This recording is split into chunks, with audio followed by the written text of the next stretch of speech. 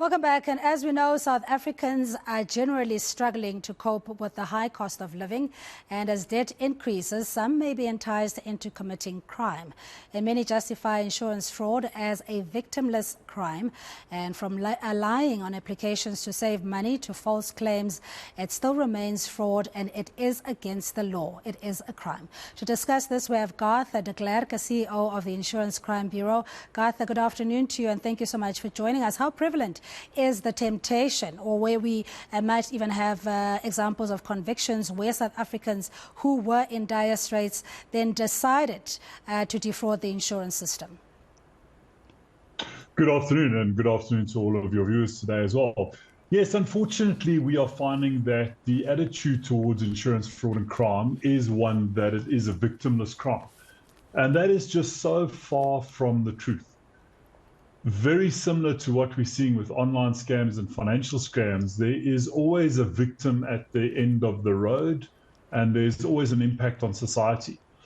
We have seen, as we've said in our articles, an increase in the crime that we are experiencing around financial crimes and fraud. And we are also seeing a very high prosecution rate and convictions.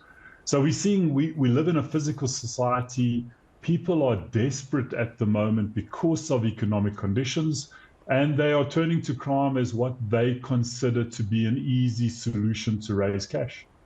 And if you give us an example, let's say you had a home invasion, for example, and you claim more than what you actually had possessed in terms of appliances, etc. Is that one of the general sort of insurance frauds or crimes that are committed?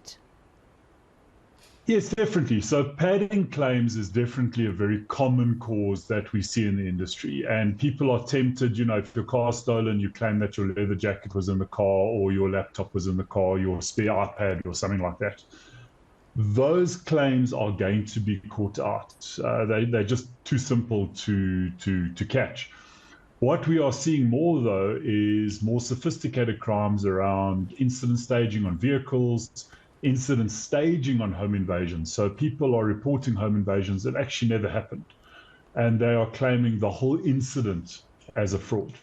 We are also seeing an uptick in things like funeral fraud, where people are being actually murdered for money, and we're seeing family members taking out other family members to benefit financially.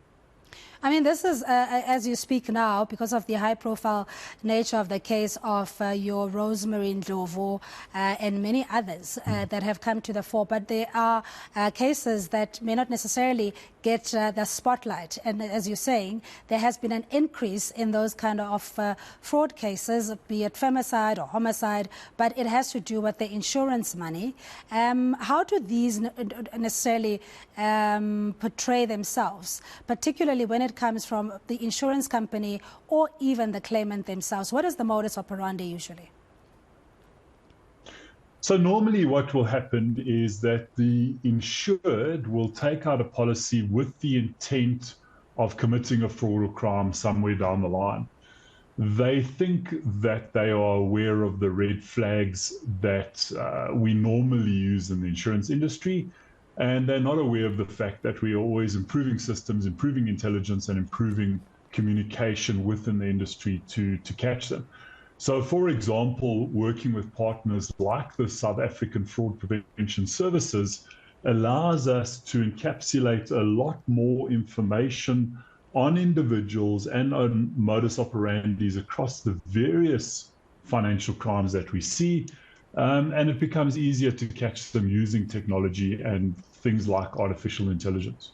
All right. Do you only get the notification if there has been a pattern in a particular client's behavior when it comes to their claim history or whatever it is that they may have reported to have been a crime?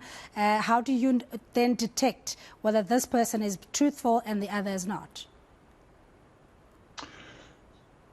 So, yes, we get events where there's been patterns, but there also are individual red flags that will set off alerts. So, I'm not going to go into too much depth as to how we do it, because that would be educating individuals that we don't necessarily want to educate.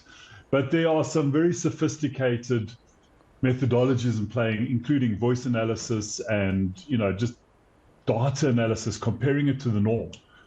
If you have a certain profile and your claims history goes out of that profile, quite often we'll just be able to pick it up like that, So we say humans are creatures of habit, but humans are also creatures of profiles. And if you start falling outside of that profile, we're going to pick that up. Yeah, and I just want to touch on also, while you're on the profile, in the sense that high-risk clients would typically be those who live in areas that are crime hotspots, or possibly, that doesn't necessarily have the community policing forums or any other means to create a safe environment. Is that still the case? For example, if you live in a township versus living in suburbia? I think it's a pretty fair mix. These days, if I was asked to say, who's high risk, if you're South African, you've got a risk that you have to deal with. Yes, definitely certain individuals are higher risk than others when it comes to individual crime. So the funeral fraud we are seeing in more rural areas, but we see very high risk life claims in the middle of suburbia. So it's not one shoe fits all. As the economic conditions have worsened across the country, and in fact across the world, we are seeing those type of targets changing.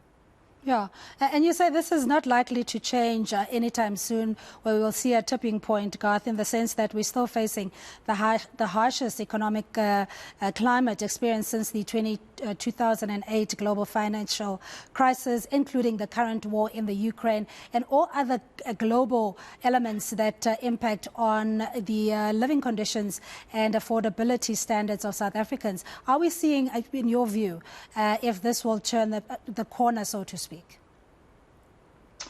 It's only going to turn the corner when the economy starts to improve. We're seeing a little bit of pressure easing off, possibly on interest rates, which would then affect our debt gearing costs and the ability to live a little bit more. But as long as debt versus income is as high as it is at the moment, especially in South Africa, we're going to continue to see this increase in physical crime continue. And it's across the board, whether it's murder, whether it's assault with intent, whether it's home robberies, housejackings, carjackings, car theft. It's going to continue to increase while the cost of living increases. It will only abate once we as citizens feel the economy ease off a little bit and give us a bit of slack. Yeah, and with these conditions, notwithstanding the fact that there is pressure on disposable income in the household, but of course, you would also advise clients to retain or maintain some minimum level of insurance that fits their means.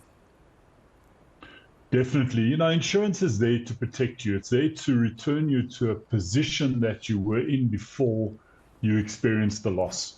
Insurers are there to pay valid claims, and insurers have been very open-minded and quite innovative in developing products that are affordable to the normal man on the street.